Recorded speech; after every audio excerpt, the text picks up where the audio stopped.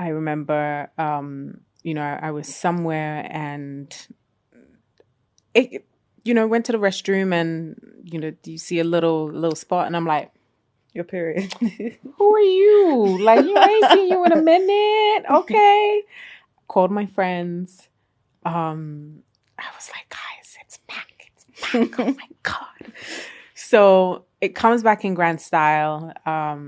Relatively no pain. So, feeling very different, feeling very happy. Like, I remember that year of not having my period, I was extremely happy because it meant that No pain. no pain. Mm-hmm. Like, I could function. I didn't have to turn down gigs. I didn't have to explain to people why I was acting the way I was acting or why I was in my head. So it felt really good as well, despite the symptoms. So once my period came back, everything sort of aligned.